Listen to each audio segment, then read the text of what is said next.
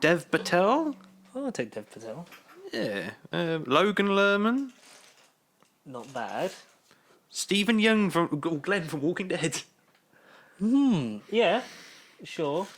In the very sort of Glenn Powell. You need someone who's gonna like have good helmet face, Good. Yeah, good. like Carl Urban in Dredd. Yes. You need someone who can lead with their chin, which is like because as I was rewatching the Batman the Batman trailer. Hi everyone, another podcast episode 174. What's up? With George and Connor talking favorite nerdy news and all the pop culture things that can come out your metaphorical anus. Rectums. Yeah. I was watching the Batman trailer. The Batman. What's the second or first one? The newest one. I was rewatching it, and I was like, something is weird about this Batsuit, and then it's because his whole jaw is out. Yeah, exactly. Yes, because he doesn't. We're used to. I saw a thing. We're used to the chin and mouth. Yeah, exactly. But it literally goes up, and then sort of like it goes up jaw, and then sort of around like neck and cowl, like normal. But the jaw is out because it was like. Because that's kind of like a sort of a master. It's got a really big mouth. Oh no, they've just cut it out. Really big mouth. Now that's kind of again the suit the tagline. Year 1, year 2. The Batman. He's got a really big mouth because he's vengeance. He's taking a bite out of crime. I'm Venom. I'm just joking. I'm Michael Morbius. So what we've got to talk about today is there was a new Morbius trailer. Bruce Wayne turning into Morbius. There was a Boba Fett trailer that Con's reaction. Yeah, I did. Yes, it'll be out. I don't know. I may pretend I've not watched the new Batman Morbius trailer and record Morbius anyway and pretend I haven't watched it.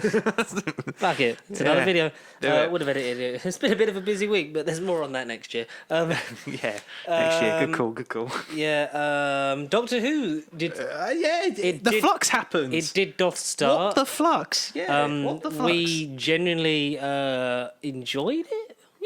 Yeah. Apart from Doctor Who, we enjoyed it. I enjoyed it very much so, apart from Doctor Who itself. I enjoyed it apart from when it started and when it ended. So we can talk about that. That will be sort of like the main bit, and we'll go spoilers in it, because obviously it's only been out less than a week by the time you listen to this. But thumbs up. Excited. Looking forward to it. So that, Book of Boba Fett, Morbius...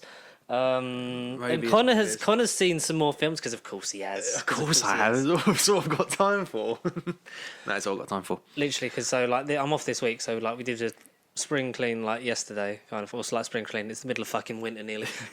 Or the way you dress, it's spring every day for you. T-shirt and all. I have you know that this is my best mankini. That's just because I hate wearing jumpers indoors because I get too hot. Like if I go outside, I know the feeling. So we're gonna. I mean, I've got that out for when we pre-record the Christmas one. I mean, I kind of wore red because of Christmas spirit. Thumbnails, but if you're wondering why, because we're pre-recording one of our episodes this year because we need time off with our families over Christmas, and it's easier instead of recording one on like the 22nd of December. To do one today. We're trying to hold off on the best and worst of 2021. Which is, as you know, is sort of adapted from like it was top 5, bottom 5, and then it was whatever films we managed to see in 2020. Whatever films, And now I think it's going to be just like our top 10 is sort of the thing. Yeah, so like if it's 10, it's definitively it's the ones that we would recommend. Yeah. There's the honourable mentions and dishonourable mentions that will be the sort of like... But if you're at the bottom end of the 10, it's generally worse than your favourite movie of the year. You've seen what you said you think will be one of my favourites of the year. Yeah, but upon because seeing you know it my again, style. It's because Matt Smith's in it. You just think it's going to go straight to the top. Of course. And it probably will. And it's why Morbius is going to be my favourite film of next year. 2022, bold statement right there. Back-to-back Matt Smith wins we're going for, ladies and gentlemen. What was Last Night in Soho like? It is genuinely a thriller that then transcends into one of the most unique horror experiences. Is it like a standard Edgar Wright film? Because to me it sounds like he sort of subverted expectation by it looks like one thing and then is a different film, which he's never sort of really done. He sort of meshes two together, but Of course he does, yeah. Because you get like sort of the comedy heist aspect of like Baby I Driver. totally thinking he with hadn't the done horror. romance. I was totally thinking, I was totally thinking he hadn't done horror, but I was like, oh yeah, bloody hell, Shaun the Dead. But that's a comedy horror, really. It's comedy first, horror kind of there in the background. It's comedy with the elements of a horror film. Oh, zombies everywhere. You know, they're all going to die. It's a comedy film that occurs in a horror landscape, really. But is it actual elements of horror in? Oh yeah, particularly by the third act, especially. There's no turning back. Yeah. All I'll say, the first act. So the premise of the film, essentially, all we knew from the trailers, because again, George hasn't seen it, I'm going to be as vague as possible. That's going to be a huge part of the appeal to this. Is essentially a girl from Jojo Rabbit, Thomasin McKenzie, is a fashion designer in modern day London. And she's from like Dorset, Cornwall. She's from Cornwall. She's moving to London, big city, living her college degree, living the big dream, right?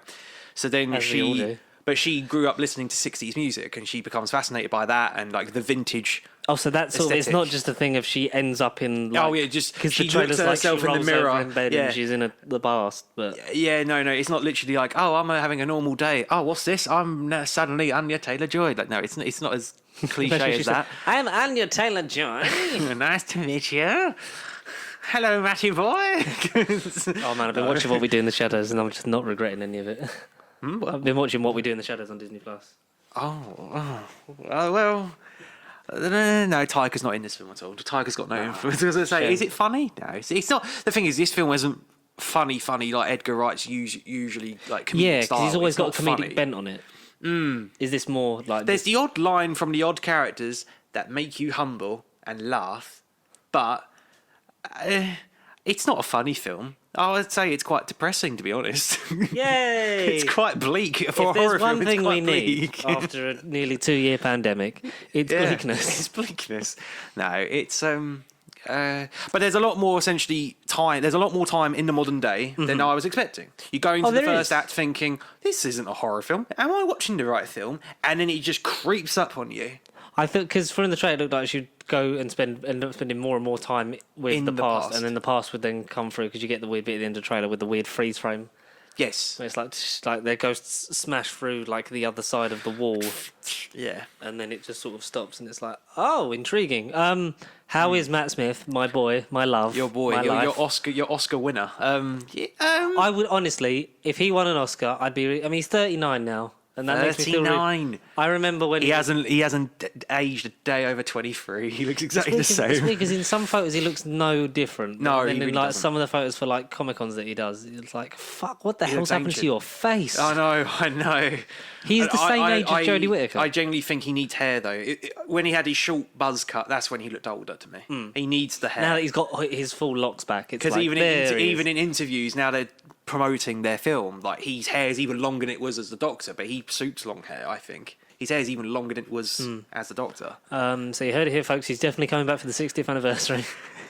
I'd love that. Maybe same age as Jodie though, and that's really. But then it's because like he was cast years ago. So men age better than women. I'll just say that as well. Men age better.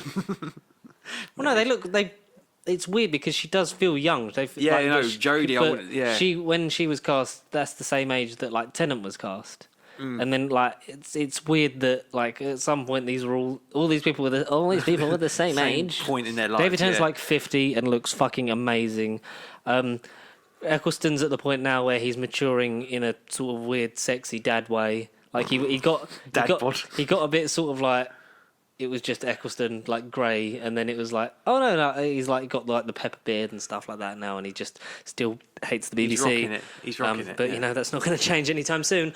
And Peter Capaldi's just an amazingly delightful man who was carving pumpkins with his family on social media somewhere, and it was like, oh my god. This man's a grandfather, and he's as old as Hartnell. He was as old. He was the same age Hartnell was, and it was like when he was cast, and it's like.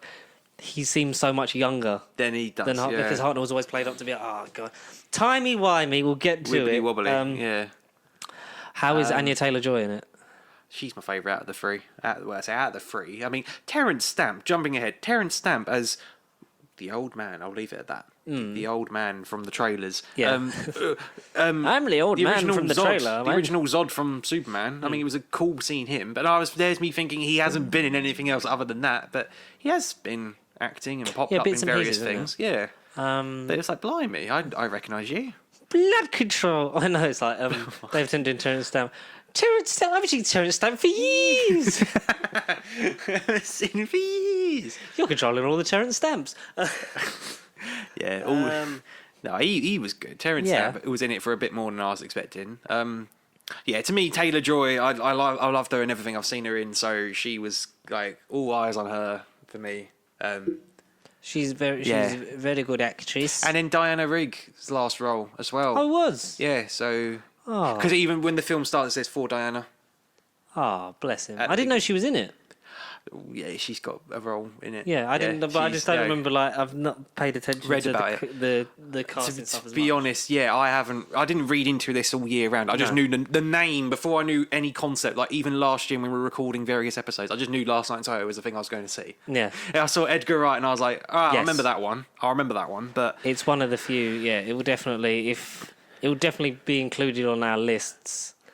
Yeah, I feel like, again, second time round, it didn't change anything second time round, because I sort of sent you like an honest kind of voicemail first time I watched it. I was kind of like, I did like it, but I do feel like I need to see it again, because by the time the third act comes upon, it does... I'm not saying the change is too much or too jarring, but there was one particular plot point, which of course I won't mention, that I thought was going to be more relevant. Is it very twisty? Well, see, no. As that, the one I'm thinking of, no. Okay. But the way it was played in the first 2 minutes of the film, I was thinking, right, remember this key detail. And they mention it in the last minute, and I thought, all right, is this going to mean anything? And it just kind of ends. And I'm like, oh. But that was only what's the runtime? 1 hour and 57. So it's 2 hours. Quite tight then, really. It's 2 hours. Pacey? Pacey enough, yeah. Mm-hmm. Pacey enough. Yeah. Again, it's just it's that first not act. as pacey as Venom. No, it's not. Second act's gone. Yeah. Let's get married. Yeah. it's spoiler alert. Matt Smith doesn't get married. Damn it. Damn it. Yeah. Matt Smith doesn't go to a rave and suddenly talk in his Bane voice. Oh no. Yeah. No. No. There is a 3-act structure. The first act is arguably not a horror film. For those of you that are fans of the 3-act structure, you're in luck. There's one here. The first act is definitely not a horror film. You watch it thinking, have I gone and seen the right film? Because even people sitting near me, due to social distancing, even though the seating restrictions have dropped, both screenings I've heard people go, have we gone and watched the right film? It just kind of took me out a little bit, because even people were thinking, this is meant to be scary, like what's going on here? It's like, I haven't seen Matt Smith for years. I can't wait to see it. Like, obviously I would have seen it this week, but I've been I was working, and then this is probably my actual, so far of my week off, is the only day off where I've actually had time to do anything, and that was watch Home Alone. Yeah, I know. for spoiler alert, 4 weeks time. Wait, when's it? Yeah.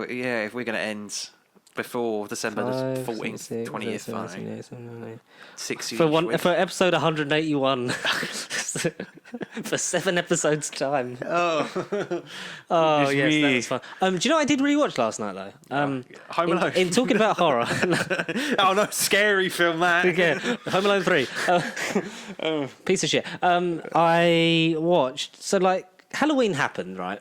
That was the thing. John Carpenter's Halloween did happen, yes. Yeah. And also, and the 2018 one happened. And lots of Halloweens. And it was like... Oh, you actually... I thought you were talking about Halloween, the real life phenomenon. I was just took the mick and... No, yeah, I was... Are you talking about the film? No. Oh, No. It's not a new... It's something that we've seen before. So basically, because obviously Halloween's out, and then loads of more horror movies are then pushed to the forefront. And I, as you know, I've never been a horror fan. No, admittedly, but no. then I went. Because of having an unlimited card, it's come on, these are big films, Annabelle and shit like that, and it was The Conjuring. It's one of them things that I'm sitting there I'm just shitting my pants until I get to go home. Yeah. And one of the ones I saw that I think I'm a secret horror fan now. I think I want to go back and rewatch all the old Halloweens and go and see Halloween Kills, because. So what did you watch then? I watched in full the whole nearly 3 hours of it. Chapter 2 last night. Oh, okay. It Because chapter 2. it come on Prime. Like the first one wasn't on there because. Was you there with the double bill? For it, no. No. Yeah, so I went to see that for 2019 was the release of It Chapter 2, yeah. which is weird. I know, that feels like a lifetime ago. I haven't seen it since the cinema. We did both, like me, Connor, and I don't know if did my sister go? I don't know. There was definitely more people there, and they started it early just so that then, because it's a 3-hour movie, instead of starting It Chapter 2 at midnight and getting home at like gone 3, we got home at like 1:30 because they started it at like 11ish. So it was like, that's decent of them. That's cool. So do the same for Spider-Man, please. That'd be good. I think they will. I think didn't they do the same for? Was it? It wasn't Endgame because Endgame was bang on because Endgame was slightly before midnight just because it was like we don't want you going home at 3, and I think Far From Home was midnight. Yeah, that was only like 2 hours. Yeah, pretty sure. And obviously, admittedly, never been a horror fan. I'd seen Tim Curry like magnificently in the 80s miniseries, scared the absolute shit out of me. Yeah, I don't blame you. Scary voice, scary face. But watching the two back to back, it sort of desensitized me to horror because I spent how long's the first one? Like an hour and a half, nearly 2 hours. So like nearly hours, like 5 hours worth of. I want to say the first one is longer than the second. No, I think the second one's long. I think the second one's because the second one doesn't feel long. Oh right, pacey, but at the right point because it was like, man, this nearly 3 hours is flying by because it's 2:45. I think it's the same length as No Time to Die. And No Time to Die did drag in places. So chapter 1, 2 hours and 15. Yeah. So now let's do 2019. It's 2:45. 2:49. 2:49. An extra half hour longer. So about just over 5 hours worth. Jesus, yeah. So midway through chapter 2, I think like it cured me because I'd got to the point of like. I was like saying to myself, right, so they're going to walk in, like, you're going to pull back the curtain, and nothing's going to be there. And he's going to think, oh, cool, Pennywise isn't here. And he's going to turn around, and there's going to be an illusion from Pennywise, and that's going to scare the shit out of you. And it happened every single time. And by that point, I was like, I know the formula. And it's really well made, and I really like Andy Muschietti as a director, and it's one of the very few reasons that I'm excited for The Flash, because fucking it's sure as hell it's not Ezra Miller that I'm excited for. It's literally the director and Michael Keaton. That's the only reason I'm invested in it. Maybe Ben Affleck. That's it. Yeah, we'll see. Yeah, we'll see. But it would come up on like free on Prime, and I was like, you know what, I'm going to watch it. And yeah, me and I were watching it, and I think we started it because I started it yesterday morning, and then but I'd only watched like 20 minutes of it, and then we were like cleaning and shopping and shit like that. So by the time it got, I think about 10:30, resumed it, and then by about 1:45, it was like I was like, I'm really glad. I was literally like, I'm really glad I watched this. Like I was laughing at the stupid bits that I remember, like when she strips down and comes out and she's weird, demented old naked lady with her tits swinging by her ankles. Yeah. When Eddie kicks the Stanley's head spider, literally just fucking boots it. All of Richie's jokes because Bill Hader is a fucking dream in that movie. A legend, yeah. And I was like, Do I like horror now? Am I an advocate? There's some stuff like Paranormal Activity in that I've still like. I'm the same. I don't like when it can rely on jump scare. Well, no, like when it can legitimately look like, oh, this could have happened. Like the whole thing with Paranormal Activity is like a true story, even though it's not. It's like based on a true story, and then they kidnap the kid and that, right. And then it goes into the weird fucking fifth dimension shit, and there's keys and stuff. I haven't seen past number 3. I haven't seen any. I've got some, but no stuff like I think like that, like Halloween, the new Scream. I think I'm up for now. Yeah, I need to watch the rest. I did 1 and 2 a while ago, but I haven't watched 3 and 4 and the series. Because the only horror films I'd really seen are like I'd seen Paranormal Activity. Did you do Candyman? Final Destination. I didn't see. I saw the old Candyman. The original, yeah. But from what I'd heard about, like, because we talked about it briefly, that what Nia DaCosta does with the new Candyman is gorgeous. I do really. I think I want to watch the new one. You need to check that out. Yeah. Yeah. I mean, I might not buy them all, but like, I think I would go and watch them. I'm like, maybe I'm cured. Maybe you're cured. Just like Michael Morbius cured himself from whatever the fuck his disease is in the new Morbius. Are you slightly annoyed that it's not got the colon of the living vampire? No, because you look at him, I see a man-wolf. I don't see a vampire. You see a man-wolf, but also like I don't see a vampire. He's pale, but... Because if you called it Morbius, the living vampire, people might go back and read a Morbius comic. Maybe, potentially, they might of check course. out the 90s cartoon that he's in for some reason. Because he doesn't... Because the look isn't that. Because he's got, like, blue... It's the drawing, like the Venom thing. But Bright he's got, white like, blue, skin, like blue blue hair. Yeah. But he's super pale in Weirdly camp in the fucking cartoon. Kind of is. He's like Liberace, but for vampires. But he proper Transylvanian parody of Dracula at the same time. Yeah. Is there an episode? The living vampire. Is there an episode where it's literally him and Blade? Isn't there? Yes. It's a crossover. It's the fucking weirdest thing. Yeah. Because Blade. No, Punisher was neutered in the cartoon because he had to use lasers instead. Because if he'd have used real bullets in the cartoon, that would have been bad for kids. So we'll give him a laser gun. Yeah, good job, guys. One of the weaker bits of that whole show. I mean, the show's had its legacy, and it is definitely the definitive adaptation. But looking at that, you're like, Jesus. I think it's thought of more kindly by our generation. The generation before us do not care for the 90s cartoon at all. No, and it's easy to see why when they use the fucking...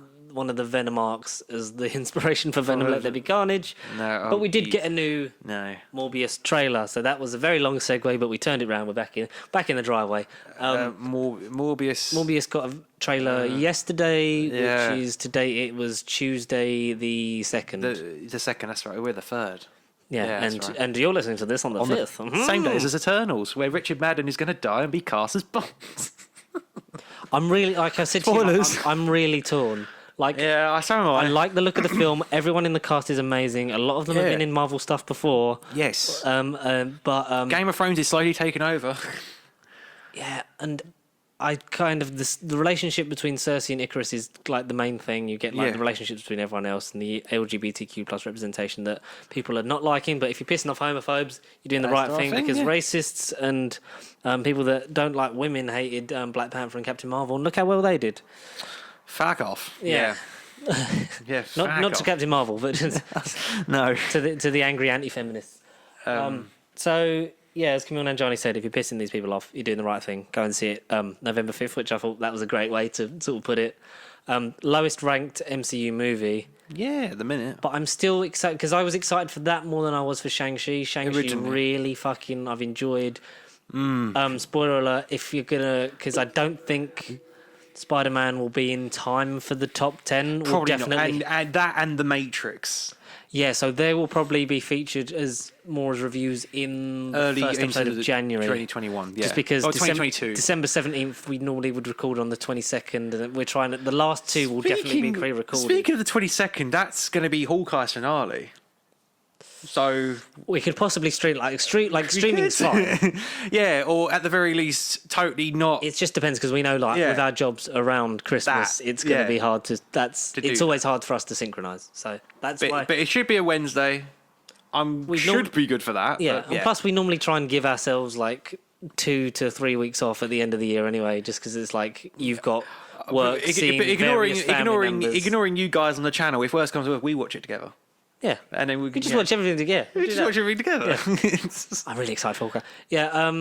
So yeah. Are we going to do that with Flux, episode 6? If the quality is consistent, bearing in mind Chibnall, you're totally not off the hook yet, fella. I think maybe. I do want to hurry up and get an actual PC though. So because if we do stream that, I want it to not be sort of like watching the King's Speech. It. Worst comes to worst, watch it. Yeah. Whether we stream or not. Yeah. To ourselves. And no one else. Just to each other. A mirror in the background. We're just screaming in each other's faces like, oh my God, the Sontarans. But in terms of... So Eternals will probably... It's not going to be my least favourite MCU movie in terms of my top 10 because Black Widow is firmly at the bottom at the moment in terms of the Marvel movies. I'm not going to say because I don't want to tell you. You know roughly what my top 2 are. Yes? Do I? Well, I've said on previous episodes. I mean, your list... Again, not having a judge, your list will be like here. My for what I've seen is like here. I've seen a lot more. Yeah, but you've got to narrow it down to I've top got 10. no life. And I need 10, which we did briefly last week while recording, and I totally haven't. I need to change it, I know. I'm going to read them out of order. No Time to Die, Jungle Cruise, Venom, Croods 2, Black Widow. Creed 2? Croods. The animated one. That's one I've not seen. Aha! Teasing you. That's right. Hitman's Wife's Bodyguard, Shang-Chi, Suicide Squad, Free Guy. Right. All I'll say is... So I have a top 9 at the minute, but that's in a different order. I've got number 10 where I feel like I saw one of them. I thought I've got to change it. But at the minute, Dune's number 2, which I know it won't be number 2. It's not number 2. It's not that high. It's a spoiler. It won't be. But yeah, so if you're wondering why, like, Eternals will be in it, but Spider-Man won't, it will come too late. We'll talk about... exactly, too late. We could retroactively do it later on and put it in, but I think it will... We could audio it and just be like, update. I think it will firmly sit... and it will definitely, for me, be a number 4. I think the top 3 is going to be hard to break into. And I think that the only one left that might do that my top is 3 at the minute? Last Night of Soho. I think that might break the top 3, and I've got a bit of rejigging to do anyway.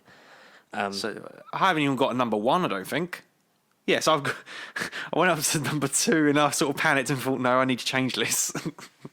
But that's cool, yeah. So Eternals drops on Friday. Well, today, go and see it. Connor's probably seen it like 4 times at this point. All in one day. So, yeah, I'm looking forward to seeing where that goes and where the Sonyverse goes, because we'll circle back round to the Morbius trailer that we're trying so hard to avoid. We can't avoid it. I hate Jared Leto because because I'm human. Don't try and have sex with your underage fans. And he's an animal killer. He don't like animals. And send used condoms and bullets to the cast members of Suicide Squad and then wonder why you're not asked back for the James Gunn movie. I don't know what to think of this movie, and not in a good way. Like with Venom, it was like, I don't know what this is going to be, but it's probably going to be a pile of shit, but I'm going to have fun watching it because I'm going to switch off and just watch Venom lick someone's mouth. That guy. That guy. Yeah, but now you look at that guy, Morbius, and it just... Like you he's said... trying to be serious. Like you said... Yes. It probably would have benefited from coming out before No Way Home.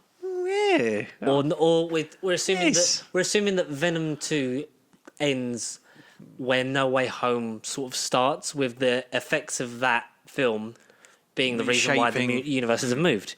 Well, not universes moved, like why they've crossed the universes, because why did you not do this? Yeah.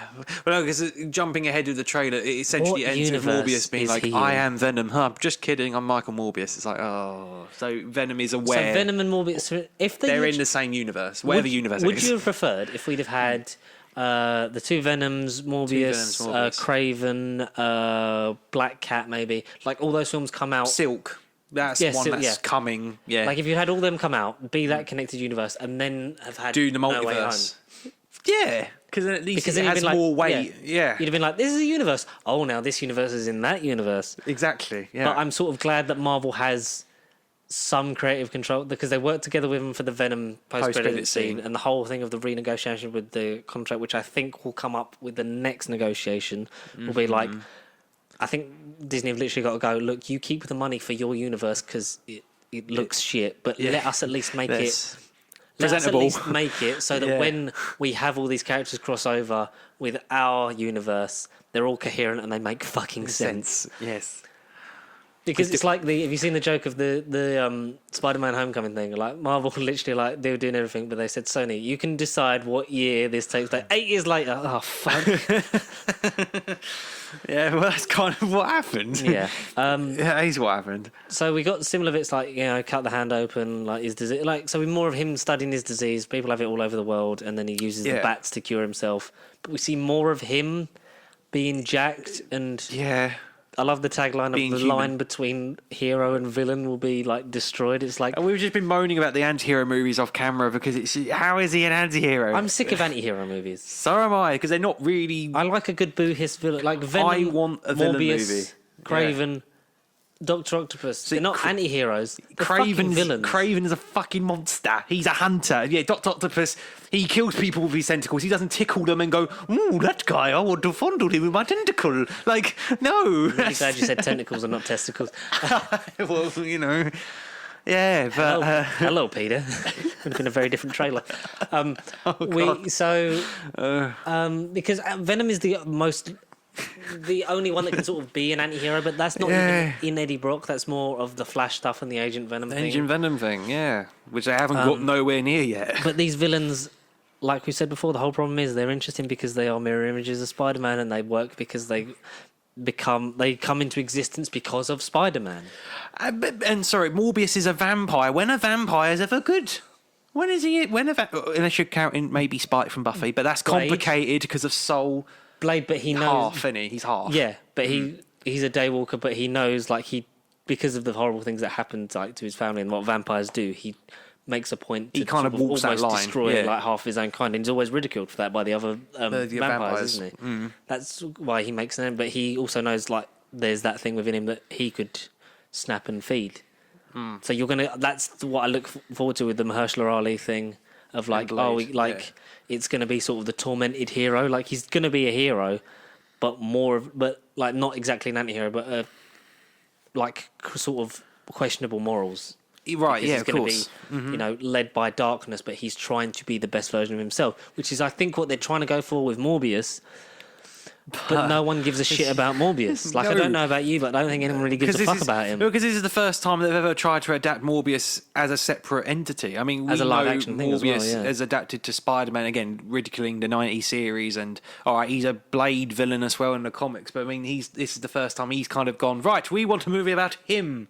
It's a shame they couldn't have. Maybe if they're setting it up and then he's like, yeah, well, we already have vampires in our universe, and then you have Blade, and it's like, oh, maybe I'd love to see Mahershala Ali beat the shit out of Jared Leto just in general, but him doing it on screen would be really nice. Really nice. What universe does this take place in? Because I'm fucking confused. Because we've got the Daily Bugle we've got the logo from Raimi. I don't think and Venom as well, because it's that same logo. Yeah, in the because they Venom, talk about everything that was happening in San Francisco and obviously the Venom line, so it infers that this Sony verse all happens in the same place. Mm-hmm. We've got the Tobey Maguire. It's a PS4 game, but it's meant to look like a graffiti picture with That's murderer right. to the events of Far From Home. Yeah. So clearly that's going to have an impact on this universe, which is fine if they pre-planned this, and I hope Kevin Feige has got a fucking steadying hand on this fucking ship. Hot tire iron, come on, let's come not on. crash into this iceberg. Let's steer a bit to the right. Yeah. We've got Adrian Toombs. Yeah, assumably the same. Is it definitely Adrian? Because before it was like it's just Michael Keaton, but it's like I is think it definitely Adrian yeah, I Toombs? think it is. Hopefully from the our same, universe. Yeah, the same one You and I from should keep in Homecoming. touch, Dark. Maybe. I don't know. That's the thing of I'd assume that he would come forward into the MCU like Venom did, not Adrian Toombs pass into a different, or maybe you've got that's what sort of I mean. like a Tortured Rift situation and things fall through. I don't know how they're going to work it logistically. No. Oh yeah, no, that's a headache thinking about it. And then in this in the Morbius trailer, we had Oscorp, but it's the same font from the Andrew Garfield Amazing Universe. It's not the same bit. It looks like Wayne Tower from Dark Knight. But It does, doesn't it? Yeah. but it's got the logo from That universe, the Garfield. the logo from the Garfield band. universe. Yeah. The Toby picture, the Toby maybe Andrew font like logo for the Bugle, which is obviously in Venom. Yeah. Um, And then at the very end of the Morbius trailer, he jokes around saying, "I am Venom." Just kidding. My name's Michael Morbius, motherfucker. Well, except without the motherfucker. But so implying that Venom at least has happened in whatever universe. yeah, he's at least in. a Venom film has happened in this universe. Maybe it was Topher Grace. Maybe. I would honestly love to see, even if it's just a joke of say Venom is in No Way Home and Tobey Maguire is in it. It's like, oh, it looks much better than my one.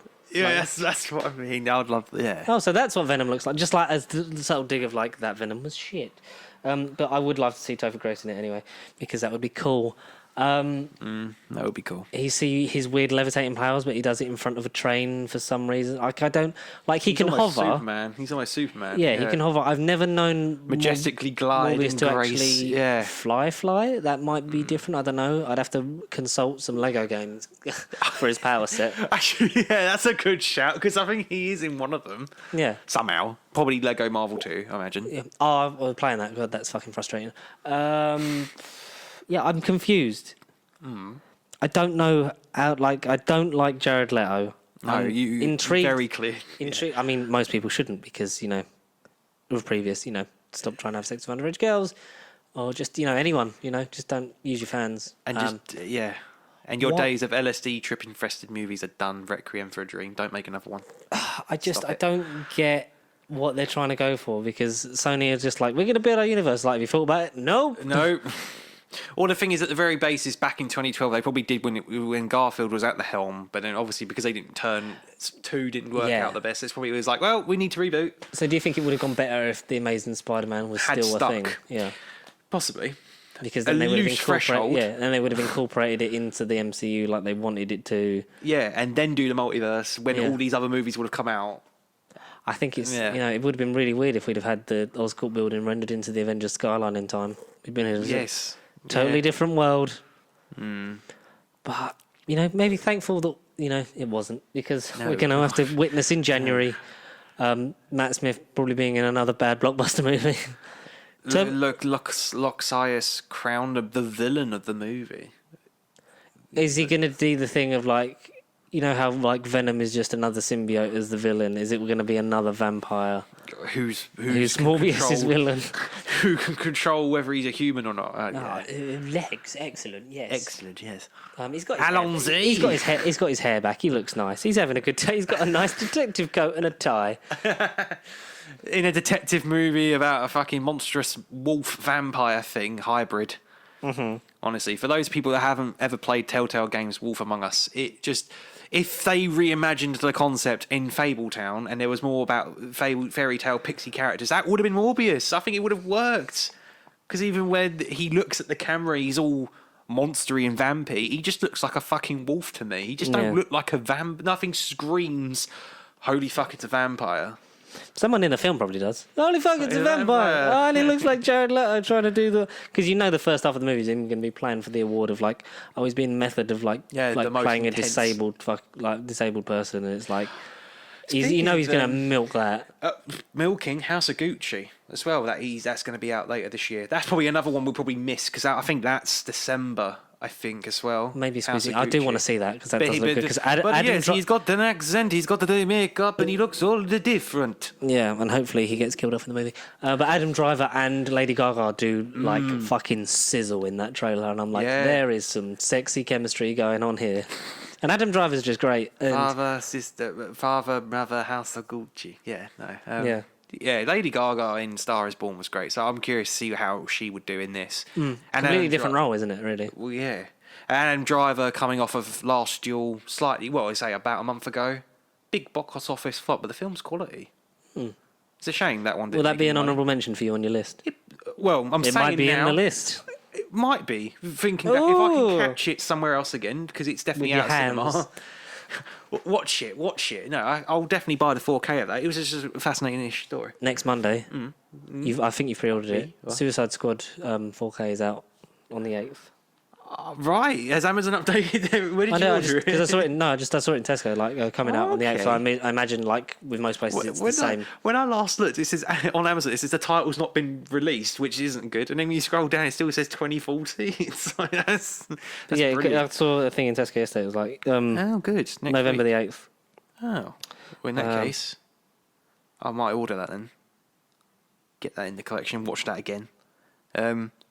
But no, so it still says not yet released, but you might just have to go to Tesco and get it. Yeah, sod Amazon. That's a Morbius thing. That's a Morbius. First movie of 2022 we'll probably watch, because it's a January movie. Yeah, maybe things can only go up from here. Yeah, get the crap out of the way. That's going to be the first thing we talk about in 2022. I can't wait. I can't wait. I fucking can. Just like I can wait for Uncharted. You've not played the games, which is a shame. It is unfortunate. And you were annoyed by the fact that the trailer ended with the fact that they've remastered all the Uncharted games again. The PS5. So is that collection including number 4? Because I've got 1 through 3. So you got the 1 through 3 remaster on 4. On 4, the Nathan Drake collection. Because 4 came out on 4. Yeah. The other 3 came out because I think the third one was like 2011. Yeah. And then was it 2015, 2016? Yeah, I think you're right. And then you had the Lost Legacy, which was the Lost Legacy is good. game. I've got a copy of that if you want to use it. It's not about somewhere. That's quite good. It's very much just this is a DLC, but a little bit longer. Miles Morales situation. So yeah, they're remastering all the Uncharted games to coincide with this movie for PS5, which is and it's PC. Gone from 3 to 4 to 5. So Connor, are you going to buy it again or just play the PS4 version? I'll Probably see. end up buying it again. I might. Well, if it includes 4, I might. If the graphics do look nice. I think if it's a GTA trilogy definitive edition situation where it's completely grounded up but still maintaining its look from the original, then yeah. But if it's just a slider and they've gone view and it's 20% better, then no thanks. I'll just stick with the PS4 and backwards compatible. I really wish I still had my PS3 copies somewhere. I need to go and find it. God, Uncharted 2 I think is one of the best games I've ever played in my life. In your life, oh. Okay. Uncharted 1 was good, but I played 2 first because 2 was one of the ones I got with my PS3. I think I got that and Resistance 2. A lot of 2s. Didn't really get a lot of normal games with my PS3. Oh, it's a good thing they weren't made by Valve. Well, because they couldn't count the 3. Exactly. Ooh, Left 4 Dead, yeah. Ooh, got him. Yeah, and then I went back and played 1. Played 2 again, played 3 because I remember the demo coming out on the PS3 for that, playing that the plane level that they're just adapting for this film. For the film, yeah. 4 was really good. Like in terms of when you play 4, like the whole thing is such a like they feel like movies. You're right. Like they are like peak Indiana Jones, like adventure style movies in terms of the story they tell, and like the gameplay is not hard, but it's at a point where it's like you have to like be paying attention, obviously. And 4 wraps everything up so nicely and neatly that you're like, this is a complete story from start to finish. Yeah. And the fact that Nathan Drake just looks better and better as it goes through. It goes like on. Similar, I think the first time the character model changes is 3. Oh, right. And then 4 is slightly different and he looks more like Nolan North. And it's just more defined because obviously it's a next-gen release. Like, obviously looks the worst in 1, but the like he has the same sort of look for 2, but just like...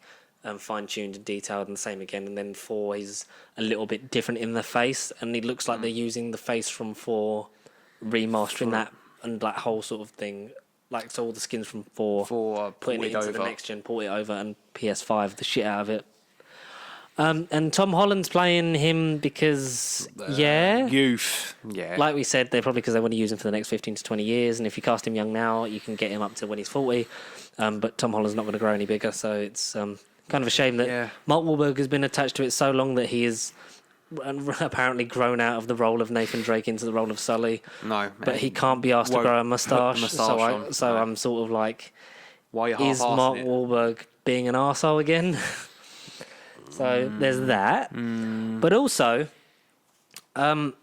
it's an original story, but it's taking the flashback aspects of 4 because his brother comes in. Spoiler, like his brother's not in the whole game.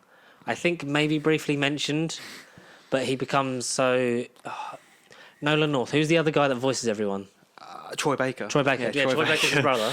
Oh, of course. Yeah. In the same game, of course. So Troy Baker is his brother Sam, who's older than him because there's a brief level where he's in orphanage as a kid. Who would you cast as Tom Holland's older brother then? Who would I cast as Richard Madden. Dylan O'Brien? Yeah. I'm trying to think. Because I keep seeing his name everywhere. I'm trying to think who else. I don't know. I can't think of... Someone who looks like Tom Holland, but a bit bigger. A bit bigger, yeah. And ideally British as well. But then he's playing it American anyway, so it's like... who cares then?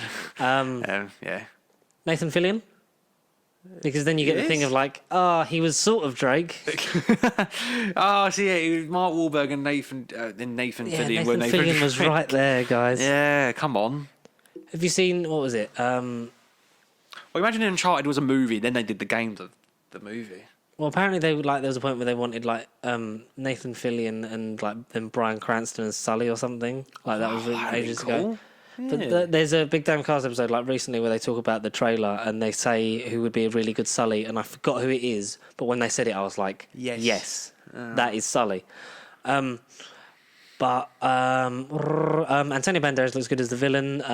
They've obviously taken the flashback aspects of 4 and made that into a whole thing because his brother's clearly going to be the seed throughout this film series of got to find my brother Sam, which is stupid because he just when you meet Nathan Drake, he's just already on an adventure, and it's clear.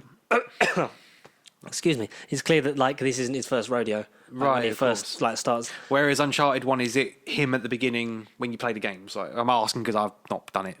No, I said like he's already like so he's done it before. Done it before. Like he's not done loads. Like he's not a veteran. Like he's Rookie. But he's Batman Year One scenario. he sort of knows his way around. Like Yeah. I'd say he's been doing it for a couple of years.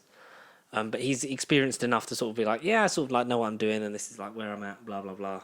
And then obviously just gets better, and like he just somehow like Indiana Jones gets the shit beaten out of him every game, and But comes shot back, but always yeah. survives and wins if you play it correctly. And then four's the first flashback aspect because like you talk about his brother, and it's like, oh yeah, like I'd completely forgot about my brother because he literally fucked off and left me when I was in an orphanage when I was like 12 or something, and that's sort of like the whole thing. So you have that level, so they've made that into a game. He'll search for his brother through the whole film series for some reason. Mark Wahlberg will probably like have a line and like, I'm thinking about growing a moustache, but I don't know if it would suit me, and that would be like the that'll only be reference to him having a fucking moustache. Unfortunately, yeah. This is going to be a generation's first sort of exposure to Nathan Drake, and it's like, no, the games are so much better, and they've taken just the whole plane level from number 3 and just Do you think it'll be do like that. this? Do you think it'll be like this decade's or generation's Tomb Raider with Angelina Yes. Jolie? Do you think it'll be that good for? Well, is it? Well, are they? It will even get people good? into it, but for all the wrong reasons. They'll think the wrong they'll be reasons, like, yeah. this is what Tomb Raider is. Yes, but for men and women will go Tomb Raider for men. So Yeah. Tomb Raider from there. But they'll be like, yeah, this is what Uncharted is. Just like the thing was like, oh, this is how Tomb Raider is. It's like, no, like It's play it's Nathan Croft. play the fucking games. I don't know. I'll see it because Yeah, no, I feel like I have to anyway. I feel not like- just because I know we will talk about it, but yeah, I feel like it'll be I'm one of those interested. ones that will either be It's like, another video game adaptation. At the end of the day, like that genre speaks for themselves. We've had recent but bits of success. Yeah, sorry, Detective Pikachu is the best video game adaptation, and Sonic wasn't half bad. So I let's feel leave like it there at was that. another one. Is there not another one that came out more recently? I was like, that's the one. Tomb So- Raider. I mean, yes, I thought that movie was good. Alicia Vikander. I like that one. Technically Free Guy. I mean, that's the greatest video game movie of all time. It ain't even a game. Mortal Kombat. Yeah. That's the one I'm thinking of. Yes. It's not the games yet, but I feel like it will become the games. Yeah. But it was good.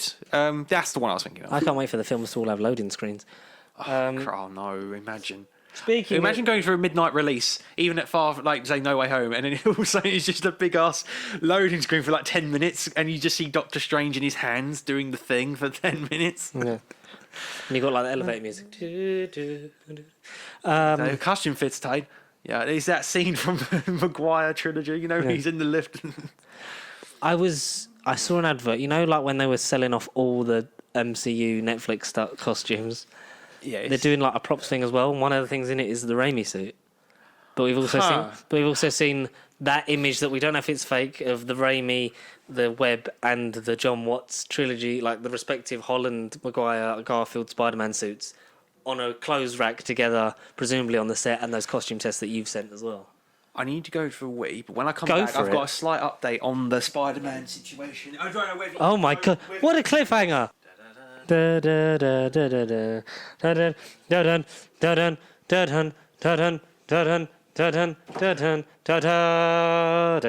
da da da Nothing to do with Star Wars. I take it we're still on. Yeah. Yeah. So on Amazon, I mean, you can search it now if it's got Amazon? delisted. Yeah, I'm buying some cryptocurrency. 4K re-releases of Tobey's trilogy and the Amazing duology. Yes. Randomly at November the 20th, Doctor Who Day, November the 23rd, I think. Oh, yes, So does that mean Doctor Who's going to be part of Spider-Man? Oh, who knows? I imagine if it was though. But yeah, no, 4K re-releases. I mean, that's a bit of either sneaky marketing if that's not genuinely the case, because Kevin Feige's still adamant, like, oh, go dampen your expectations, but rubbish, Feige. My expectations are Rubbish. so damp, Kevin. Oh, yeah, we've all been overexcited for no reason whatsoever. But yeah, so again, they're getting a sneaky re-release. Again, whether you or not you noticed, but is that random? Is that timing? Is that misleading? Red herring? We won't know till December 17th, but I just thought I would add more fuel to that speculation. Oh, I mean, definitely, mate. That's Out of the blue. It's just like, they're getting a random re-release. Oh yes, yeah. Take a bit longer. Yes. Yeah, is that just marketing or not? Is the digital codes expired and they're like, right, we need to get it out again? But maybe cashing in on the fact that even if they're not in the movie, that people will buy the 4K re-releases. The talk. Yeah, on camera, off camera. I'd love to see all the Spider-Man movies because I listened to that Nerd Bible podcast and I want to watch the Spider-Man movies. I need to know. Yeah. And similar to that, the James Bond ones, the Daniel Craig. For what 4K ones? So they've got the 4K re-releases singularly, but they've also, I think they've got. Remember the Daniel Craig pack they brought out with him, like from Spectre, like and it's the 4 of them. The 4 of them, the collection. What is there an updated one with No Time to Die in it? No, but there's I think there's one of that for pre-order. But I got the if you go to HMV, other retailers are available. The 4K's Daniel Craig ones are $9.99 each. If purchased with something else. So I purchased because basically my mum's gone for me for Christmas. Like I was just like, can I get you anything? I was like, yeah, these. And so like I bought Thanks. them. I basically I bought them. She just gave me the money for them. So like I bought the 4 of them together, and that made them $9.99 each. So I got 4 Daniel Craig 4Ks. So instead of like 25 each, it was I got it for 36. I think in total. So anyone out there, if you want to get Casino Royale, Quantum of Solace, Skyfall Inspector on 4K. As far as I'm aware, Skyfall and Spectre are natively shot in 4K, so they're going to be looking the best. Not just because they're the most recent, but I think they're the ones. Just be upscale for. And then Casino and Quantum are the upscales, I think. From what I've read previously. It will still be nice to have it'd be nice to have a look. The best versions available, for sure. Better than streaming, of course. Physical media is the way to go. Always has been. Is the way always shall be. Yeah. Yeah. So. Well, no, good shout. I might look into that. But yeah. If you want to treat yourself, Connor, or you want someone to get them for you for Christmas. If anyone will get them for me. Yeah. It's not me. I've already got your present. I've not wrapped it yet though. After today's, I've got an idea what to get you now, and that's all I'll say. Oh. And that's what I'll say. It's Matt Smith's body. I killed him and brought him to you. Praise be. You wear his skin like a onesie. You are now the Doctor. Bow ties were cool about a decade ago. Jesus Christ. Bloody hell, Clara. Doctor Who happened. What the Flux? Yeah, what the Flux? What in the actual Flux? Doctor Who Series 13, Flux. Episode 1 of 6. With a Disney Plus series with 3 special, same length as Hawkeye. It's 3, and Loki. 3 specials next year, but this is its own self-contained story. It's the first, as people put it on Twitter, like the Doctor Who fan community that I'm sort of on the edge of because of work with Will and Mike and that, and who have greater connections to the wider Whoniverse, WhoTube circle, right? And very lovely people, very nice people, and all the WhoTubers that I've encountered and come across are very lovely and kind and say very nice things about Doctor Who, unlike the really angry ones. So it's quite nice. I'll say a big while we're on the subject of Will, congrats for passing your driving test, mate. I mean, well deserved. I did text him the other day. I was like, Connor is desperate to be in something you do. So can you let me know. Either a podcast, let me or know. Please. A Who game shows thing, because that would be, please. I'm like. I'm like, I've been in 2. Well, I've recorded. I've recorded. Yeah, I recorded them ages ago. I mean, there's stuff I've done for him that I can't talk about yet. But okay. Yes. Last night in Budapest. Yes. And a big Finnish production. I was like, come on, I've been in a few. Connor is on at me to. He knows that he's wise enough to be in one of these. Especially right now, time recording, Whoniverse is cool now. Like, get me on it. I'm actually engrossed in it. One of the things I did do, introduce me as a John Barrowman simp, and I was like, no. I was like, I know you're joking, but no. I know that's a sarcastic comment joke, but no. Please. He's a prick. Not John Barrowman, not Will. Will, just to make clear. Will doesn't mean it. He's only joking. So they were talking about how this is essentially the first modern serial for Doctor Who. Yeah. essentially, because it's all one story. The episodes have different names, which is kind of as like Flux Part 1 and Part 2 to all the way up to 6 would have been like, total fuckery. But they all have different names. Chapter 1 this, Chapter 2. The fact that they're all chapter chapters pisses me off a bit, because how is the Blu-ray going to look? But it didn't stop me ordering the steelbook anyway, so, I've got a fucking addiction. Include Revolution of the Daleks on it, because I don't want to buy that separately. So include that with Flux, and then have the 3 specials in one separate release. Thank you. Yeah, please. With a nice documentary about Jodie's time as Doctor Who. The chapter, having it like episode 1, like chapter 1 thing is like so it was chapter 1, Halloween Apocalypse. That's right. We next week is War of the Sontarans. And the nice play on words for chapter 3, which we finally got. And they're doing the Disney Plus thing. If you notice, like after the episode comes out, they're doing the character posters, like meet Carvanistra. Yes, yeah, Carvanistra, what a name. Yeah. So it's once upon time, instead of once upon a time, once upon time. So people are saying Joe Martin. Manifest that Joe Martin energy, ladies and gentlemen. Okay. Because we're assuming we'll get into the details, but because of the Swarm being an enemy that's apparently wiped themselves from the Doctor's knowledge that it's a fugitive Doctor enemy. Of course. And that's how we're going to need Joe Martin to solve it. And it's like, more Joe Martin. Will it detract away from Jodie? Probably. But fuck that. I want more Joe Martin. Yeah, we want to move forward. We don't want to. Like, as much as this episode, like, spoiler, we very thoroughly, very much enjoyed it, both of us. It's the best Jodie's been.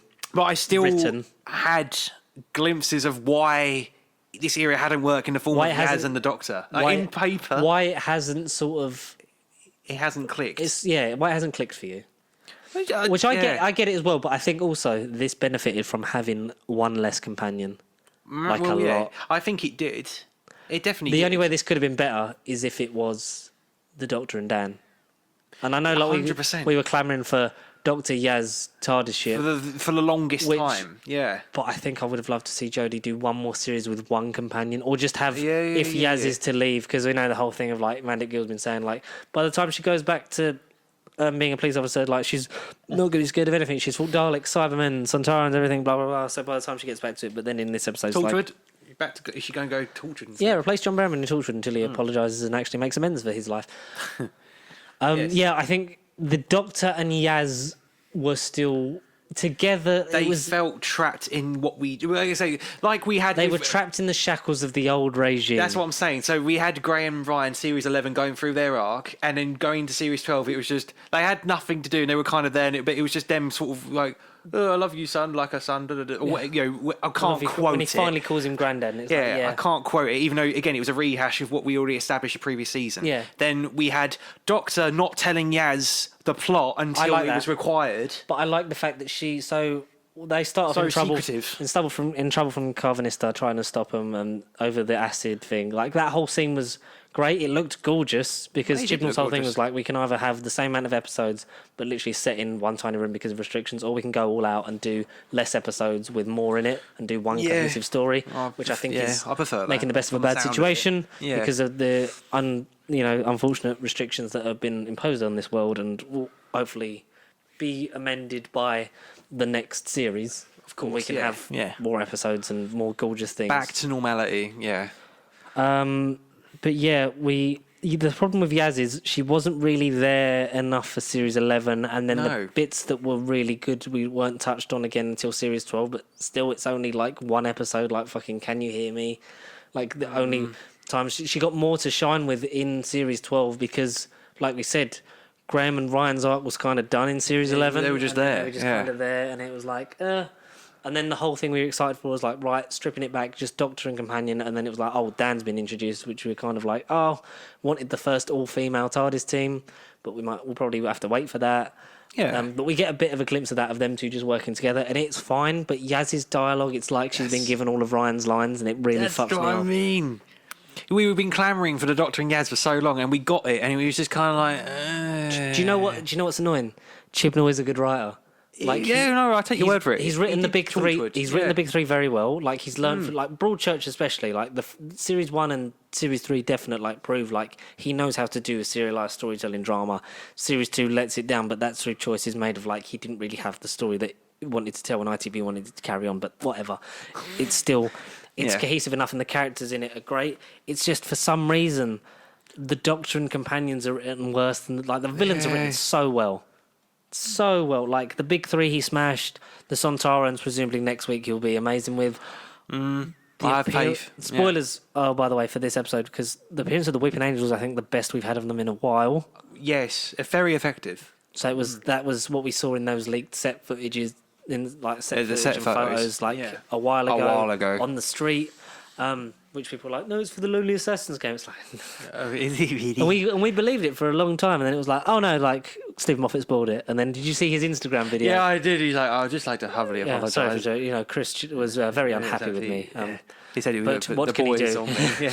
And then he turned the camera in, and then there was a statue behind him. Yeah, like, and then it's Stephen Moffat born like 1960 something, and then back to 1702. Yeah. It's like... Oh. If we just go round and it's just Russell T Davies, Stephen Moffat, and Chris Chibnall showrunning Doctor Who until one of them dies, I'm fine with it because it will just be them one. Like Stephen and Russell's relationship on Instagram is something to fucking live for, where they just take the piss out of each other's eras. Yeah. And their own. Oh god. A part of me was like, I'd love to see this, but written by Russell. That's the thing. Because I'd love I'd love the characters that I can invest in. Like Vinda was good. Like Vinda was in it. That was a surprise. Yes. Yeah. Outpost Rose. We'll get into the debates of that. And Post Rose. The Outpost was called Rose. Oh, yes. Yeah. And there was Time Vortex, Heart of the TARDIS stuff, and maybe Doctor Who having a Spider-Man's multiverse situation. Is it having a clash of eras? Saying, like, I'd come back to Doctor Who for an appearance because I think it's been long enough away from him that I missed it. It's like, Did you see that picture of So they were. I think it was at MCM. It was an American one. So it was Billy Piper's there on a table, and Christopher Eccleston just like walks right past. Yes. And it's the first reveal poster of them from series 1, like how it started, and then it's how it's going, and it's like God, like either he didn't see her or he was on his way to something and couldn't stop.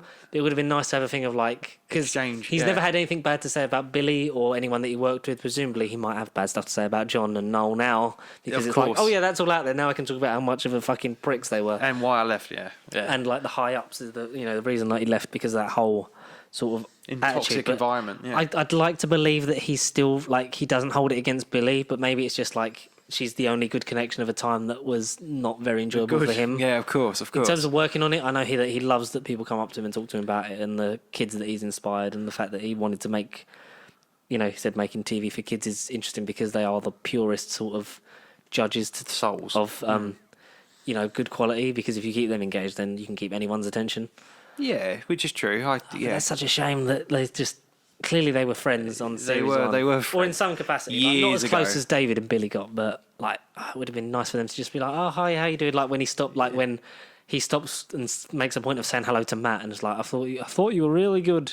I don't know if he's ever spoken to David, because their regeneration was closed set in at completely different times, and I think David and Matt are the only ones that filmed their bit together on the same day, and then did the actual fade in, because Capaldi, like he saw Capaldi on the day, but then like he's leaving set as Capaldi's going.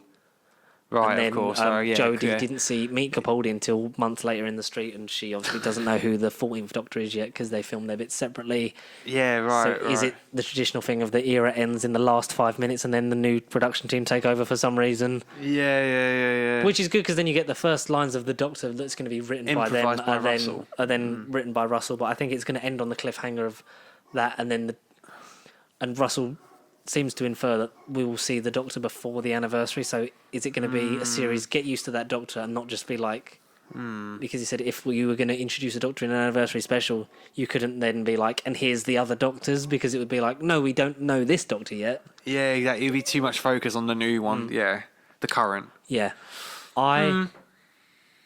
So we really enjoyed it. The Swarm were great. The prosthetics looked good. The division thread is still a thing, because you find out that Jodie's been learning about the Division on her travels and adventures with Yaz, but behind Yaz's back, and just in a Big Finish series, probably about 3 or 4 years from now, in Oh, yeah, between 11 and definitely. 12, yeah, 12 and 13, whatever series we're on, yeah, Yeah, Big Finish box set. I wouldn't be surprised. I said that to myself as I was watching. I was like, there you go, Big Finish. That's Big Finish gaps. It's You like, can there spot the you Big go. Finish gaps, and you know, like, Yeah. yeah, we're just going to slot in there. Yeah.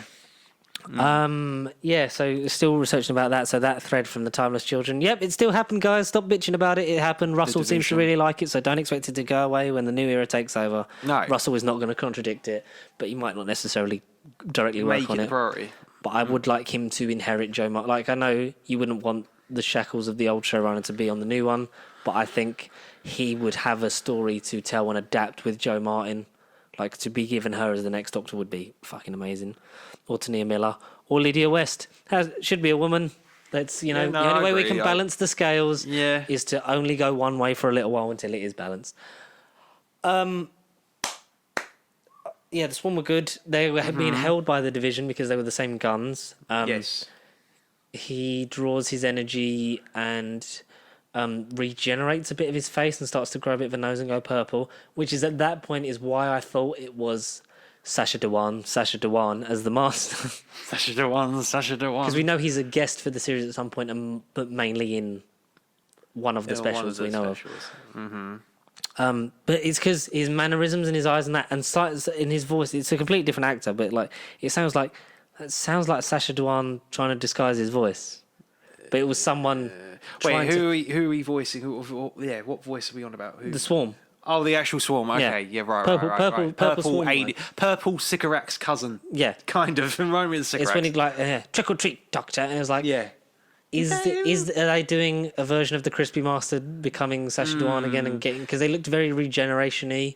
Yeah, Like, okay. Are Yeah, they I give from you that. the? Yeah. Are they from yeah. the other? The debate is: are they from the other side of the portal where the Timeless Child Doctor was found from. before being found by Tecteun and taken back to Gallifrey? That's what I kind of thought. I imagine so. Yeah, That's what because it's definitely a fugitive.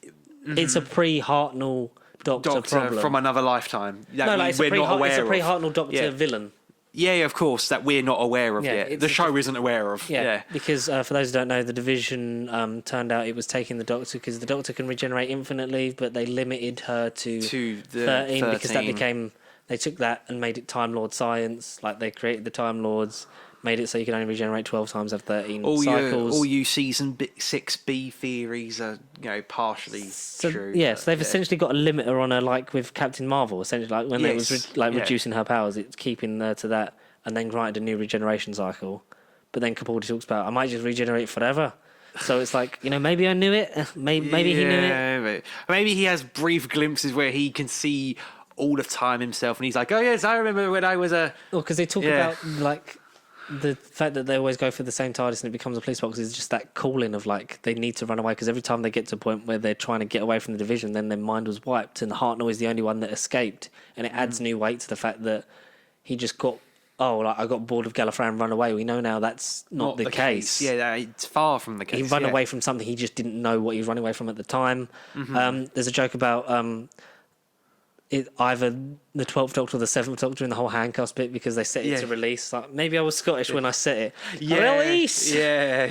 But one of the subtitles say as the 7th Doctor when she's trying to say release. So it's like, is it... Oh, okay. Was it a Sylvester McCoy Joke. set-in or was it a Peter Capaldi? More likely for the modern fans, it's Yeah, a Peter Capaldi joke. That's what I thought. But I didn't know about this Sylvester thing. But either or. Them falling after... Release. Yeah, them falling after getting off it, and they've set the trampoline up against the column, so then it bounces off and they land on their bed. Yeah, It's like, course. oh, is it romantic? Because they're just like, maybe. Like, it would be nice for them to be romantic, like the Doctor has been with other companions, because he loved Rose. Yeah. There's no reason why she can't love Yaz, Exactly. etc., etc. Because Yaz has a fondness for her that I think goes beyond just being a mate. Like, it is clearly a best friend, almost relation vibe, whether it be more of like she feels at home with the Doctor, or is of course. attracted to her in that way. I'm But not let's fussed say either way. I'm not completely ignoring. Maybe could potentially become a thing while these remaining episodes are on hand. Could be. potentially.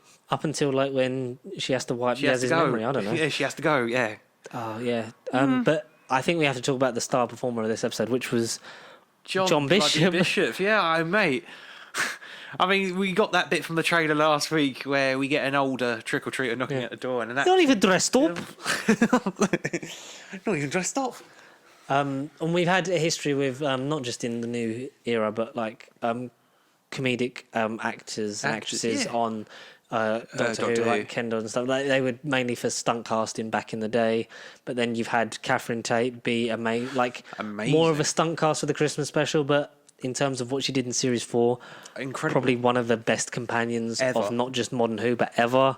Yeah, unique, yes, well. Nardole, a bit annoying, but actually one of the surprisingly most joyous heartfelt things about Series 10. Yes, in the end, yeah, definitely. And John Bishop he's can going to act. be on that way. I think so. I think he's, So he's Dan the Plasterer Man.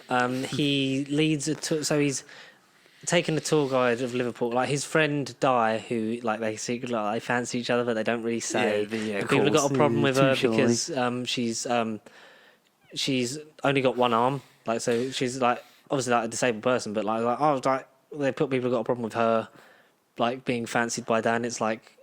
Just because she's got one arm doesn't mean that she's not beautiful. That's what I mean. Yeah, Absolutely, and doesn't mean she's not entitled to a fucking happy and healthy relationship. You morons. Yeah, exactly. What the heck? Yeah, but I thought that was cool. But yeah, when he sort of like awkwardly like don't you dare be late. Like the late. I love the joke like the late Dan Lewis because obviously like like dead, but obviously like because he's always late. And he obviously ends up standing up because he gets kidnapped, but that's for later on. That's a good She was excuse. great. There was Claire, who we didn't really who knew the Doctor. That I was like, is this River Song vibes? But a lot of people saying she gave off very strong Bernice Summerfield vibes. Yeah. Yeah. So she knows the Doctor.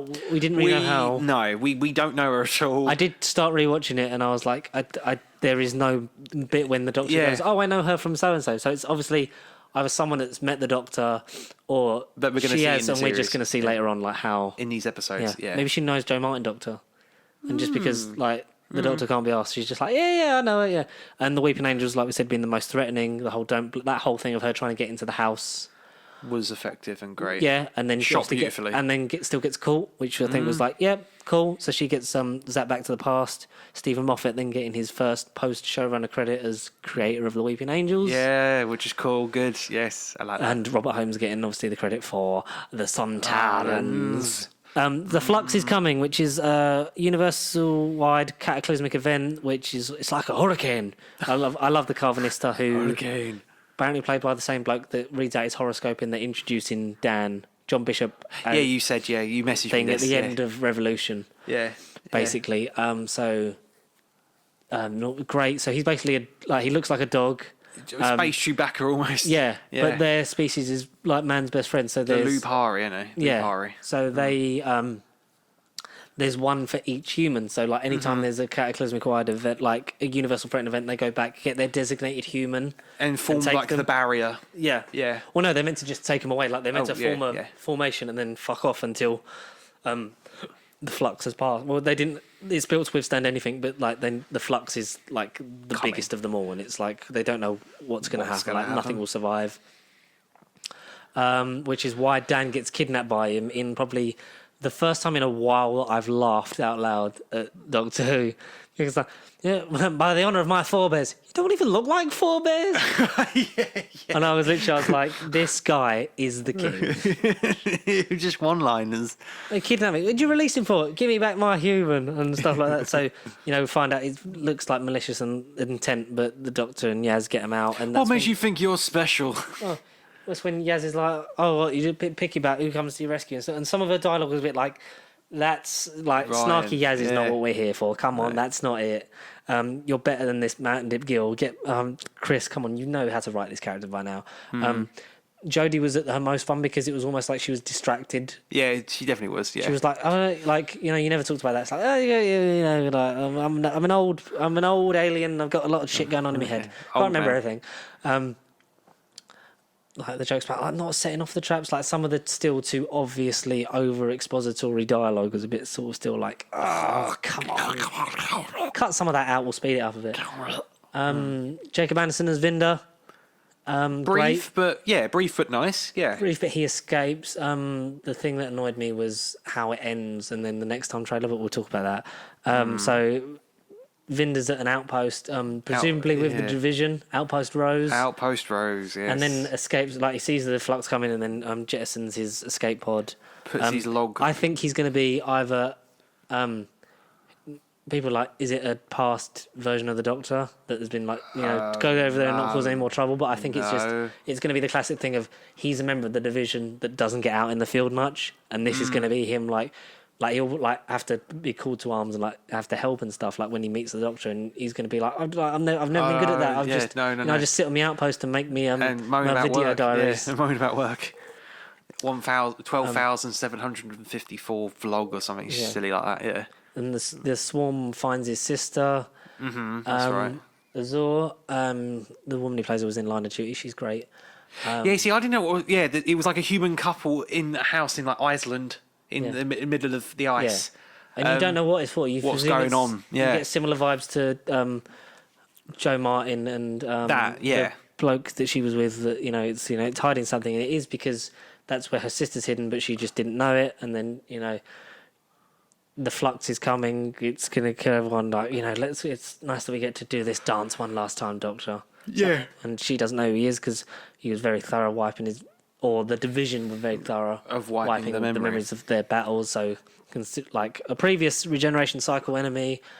A lot happened in just over 50 minutes. Yeah, like it took a while to get going, and then the last 10 minutes are like, and this is happening, and this is happening. Yeah, that sort of took it out for me. That I was a good 10 minutes behind you because I was making dinner and stuff. So I had it on pause, and then I was forwarding it. I had it on pause, but the episode began with a like Victorian-y scene. Which I don't didn't need to be in it. It didn't. But then it comes up again at the end, not in the next time. Liverpool in 1803, and then it's like 201 years. But that's the thing. What's that got to do with the rest? I don't. That's the one thing I'm like, what's the Victorian Liverpoolian bloke got to do with everything that's just happened that we're aware of at the minute? Yeah.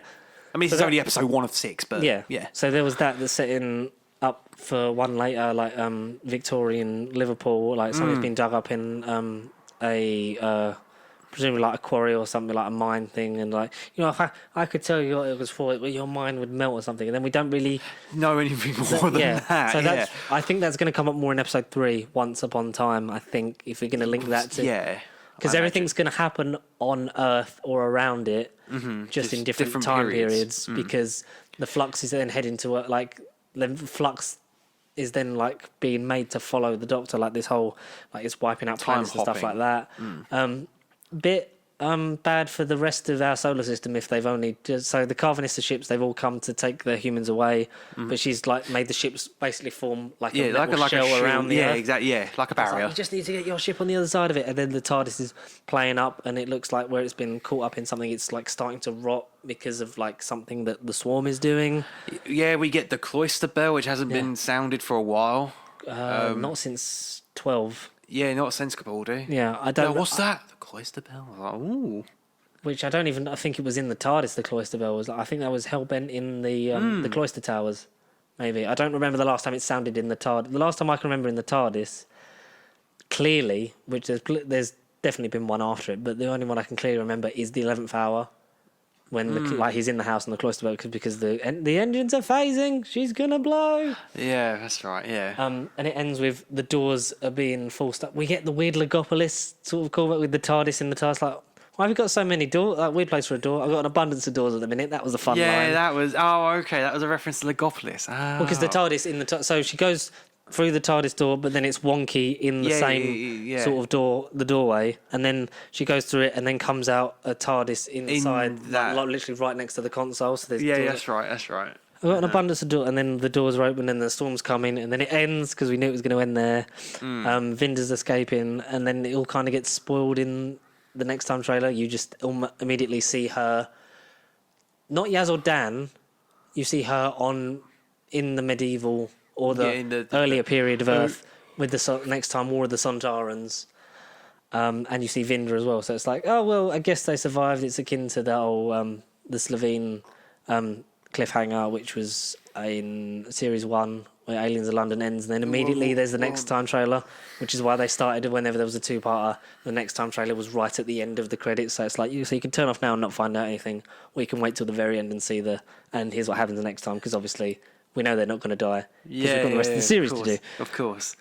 That's the thing. Episode 1, I was like, oh, cool, it's got this big epic cliffhanger, but I was like, oh, no, none of them are going to die because we've got 5 more left. But it'd be ballsy if they killed off Yaz or something like that, like straight off the bat. Or even Vinda. All this marketing that is misleading. Like, bye. I like Jacob Anderson. I'd like him to do more and be more involved in the story. We'll have to see how he actually shapes into this wider narrative. Because, like you say, he's a person of the division. Then, I think that's going to be his role because he can't be. He might help the Doctor because obviously, So she's going to fight the Swan whilst also finding out about. I think the division's going to be more of a through line from this series into the next and the special. Into her regeneration. This is going to sort of be her arc until she goes. Yeah, of course. Yeah. But kind of like how the whole Trenzalore. Trenzalore, he will knock 4 times, stuff like that. Yeah, all that crap. Yeah. So it'd be nice. I wouldn't be surprised if Vinda's sort of like the reason that she discovers more. Yeah. Probably, yeah. So that'd be quite cool. Probably. Which means hopefully Vinda comes back for the specials, because I know that we haven't had confirmation of that yet. We know that John Bishop is in them. But if I'd like Vinda to sort of almost be like her River songs, just sort of like recur for a little bit, and then be like, that was a nice character, and then maybe Russell could bring him back. Somehow, But like you said, some of the dialogue, the prosthetics were great. The new Sontarans looked great. There was some nice funny bits in there. You look disgusting. And which was Dan Starkey on the hologram being a withered old Sontaran. Like, it's true, my mission is just totally disgusting, but let's not talk about that. This does get me excited. And they do the tongue thing again. The thing you sent me, like, that really good production value is the potato men stick their tongues out. I was like, yes. Yeah, no, it was good. They nailed the Sontarans in that nice little scene. But what the armor reminds me of, again, Big Finish.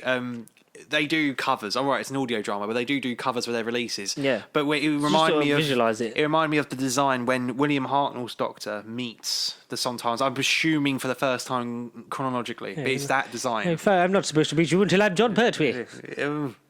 But it'll be one of them things in Big Finish, like they've met the Doctor, but the Doctor's not met them. Like exactly. When River just goes back and starts hanging out with like everyone. Like how she's going to be with the Brigadier and Liz Shaw in the new series, like in series 9. In Wang Chiang, she's going to be in Victorian London before Tom Baker and Leela go and solve one of the coolest Doctor Who stories. Like, why? No, well, Big Finish. Yeah, why? Hire us. We still would love to. Love stories. We'd love to, do some work. Collaborate on the storyboards. Yeah. I'd love to do that. All in all, I'd say a solid 8 out of 10 for a first episode. Like it wasn't. It started off slow, it got going, and then it was just a bit like it sort of lost. At the end, it was like, and here's all these things that we forgot. We've only got 6 episodes this year, so we got to kind of set up all these threads for the series. Bye, see you next week with the Sontarans. Yeah, legit. It was that. It was like, oh my god. And the clunky dialogue. Overload. Apart from that, it was like it was very much enjoyable. Pleasant. It was a pleasant surprise, I guess, for me. But no, I don't know. Yaz, please improve. Please improve before you go. Or die, maybe. Or become the next Bad Wolf. Or join the Master. Operation Yaz. Outpost Yaz. Yeah, I think good. Yeah, Will Rose return. There's a lot of stuff that was referenced to, like her name as the Outpost. Dodgy. The whole using the heart of the time, like here's like smashing open the time vortex. Which is good because it's like, oh, that's just glass. She's not opening it. Literally, she's like, it's an emergency. Smash it open, and it absorbs the energy and it does nothing. That stuff, nothing. But is that going to fuck up the TARDIS? Who knows? Who knows? But we know that it's going to lead to Sontaran warfare in the past, which is good because we're going to get Sontaran on a horse. Yeah. On Sunday. On a Sunday evening. Something to look forward to on a Sunday. Definitely. I really am looking forward to it. I really enjoyed this. There's obviously not much more we can say at this point because... Again, it's only the beginning. We don't really know, do we? No. No, it's only the beginning act, so... This is only the beginning. Yeah, so... stuff, yeah. I don't really know what else to say because it's sort of like all we know at the minute. I think once, like... the episode 2 happens, we'll sort of have a bit more of a hopefully a idea, through line more that we where can sort it's of going to talk go about and notice. where everything's going to go, and maybe give an early prediction if we're going to be a third of the way through it, and be like, right, this is I'm calling it. This is what's going to happen. I'm calling it. They're all Sacha Dhawan. They're all the master. Everyone is Sacha Dhawan in this universe. Jodie Whittaker's been kidnapped. Yeah. Mm-hmm. Well, hope not in real life. No. Things we didn't talk about, but we'll have to talk about it next week. Not the one we're about to do, but the actual next week. So I'll save them because I think you know all of them because they are no longer cliffhangers. So okay. Yeah, just like them, so like that. Yes. That was a mix of you sending it to me. Yes, and not to me. And that's definitely a cliffhanger. Yeah. But I think the real cliffhanger here is will we be here next week? Or is the Flux going to get us? Are you enjoying Doctor Who Flux? Because we put that out on there. So if you want to talk to us about the whole show, or just you want to talk about Doctor Who in general, make sure you send your emails to nerdbiblecontact@gmail.com. # stop the flux. Yeah. What the flux? What the flux? Or you can get in contact with us through Facebook, Twitter, and Instagram @Pasty Sheep. Please don't forget to like, comment, subscribe, share, follow, all that lovely stuff. All that jazz. We're ending the year at almost 250. So please, I'm literally going to spend some of this week actually writing the descriptions for the 10 or so podcast episodes that I just was like, I need to just get this out. We will be back next week for more, and hopefully a lot of Dan Starkey, really. Dan Starkey and Dan Lewis. That's all I want. Dan Starkey and John Bishop. Yeah. Dan Starkey, John Bishop. Don't even look like four bears. But I look like a potato head. See you look like a fucking spud. Yeah. And that's just John Bishop on set before when they came out in their new costume. And thanks everyone for listening as always, and we'll see you next time. But I'll see you, George, in like 2 minutes. For you, 8 weeks. Oh, madam. Bye-bye.